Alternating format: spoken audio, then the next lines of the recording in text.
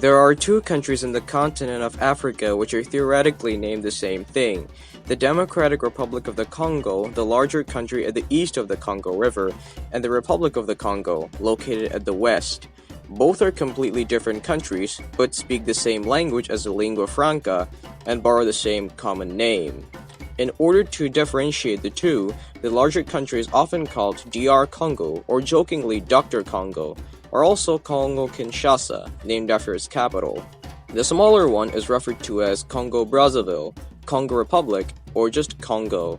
So why do these two completely different countries end up in this situation?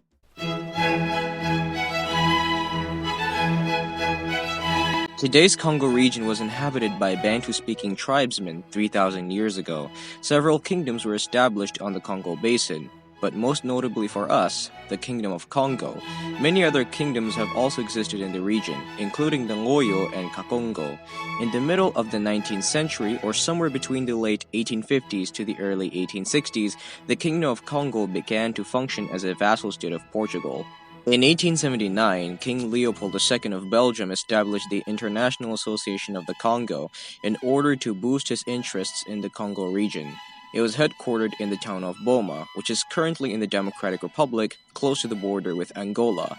Way before, in 1575, the latter was already established as a colony of Portugal called Portuguese Angola, which later in 1975 became an independent state under a Marxist-Leninist state. Later, a multi-party republic in 1992, ravaged by a civil war, which ended in 2002. Back to the Congos.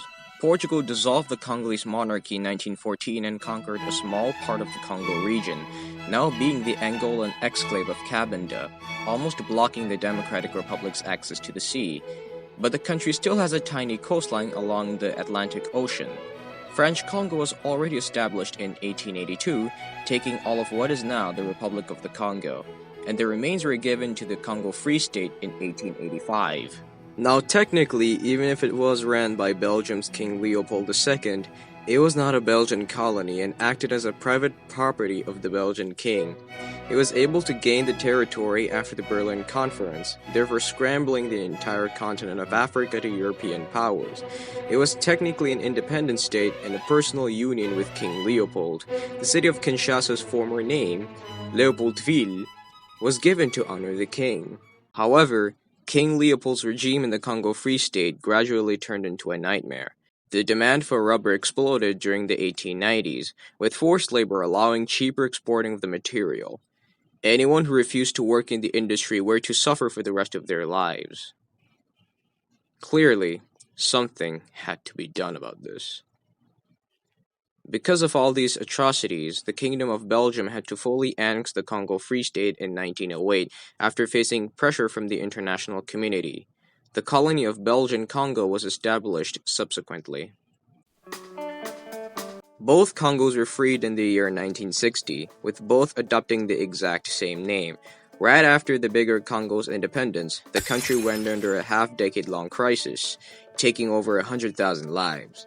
In 1964, the country renamed itself to the one we know today, while the smaller one retaining the Republic of the Congo name. In 1965, the latter started to establish relations with the communist states, and they themselves became a Communist People's Republic 4 years later, under President MacLeod. In 1965, Mobutu Sese Seko took control of the Democratic Republic and renamed the country to Zaire in 1971. Just like its neighbor, it was a one-party state, except Zaire wasn't communist, but was more oppressive, as it was a totalitarian military dictatorship similar to North Korea today. The president of the People's Republic of the Congo, Ngwabi, was assassinated in 1977, and was later replaced with Joachim Ihombi Opango. He himself was then ousted 2 years later and was replaced with Denis Sassou Nguesso. Despite being a communist state aligned with the Soviet Union, the People's Republic had close relations with France, which was a NATO member and still is until today. Later, the country began allowing foreign investment, and eventually by 1991, after the Soviet Union was dissolved, it started to transition into a multi-party democratic republic. The country's official name and flag subsequently reverted in March 1992. Meanwhile, Zaire under Sese Seko was heavily suppressive.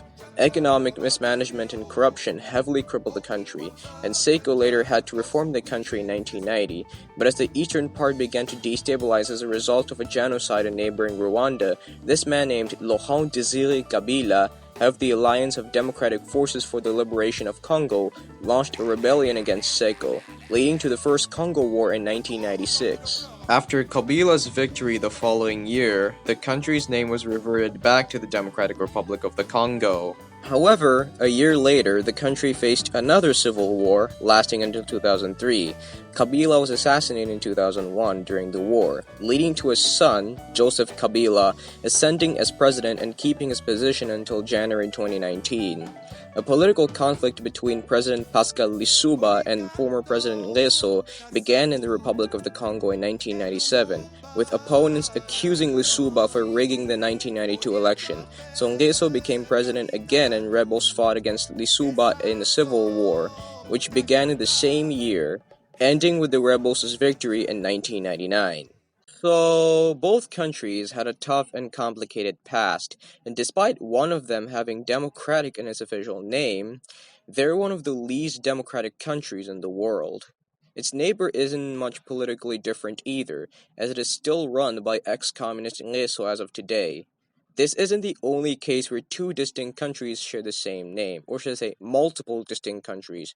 There are Guinea, Guinea-Bissau, Equatorial Guinea, and Papua New Guinea, all completely different countries with only two of them sharing a border with each other. Nonetheless, naming your country is a tough process, as every country's name has some significant historical background.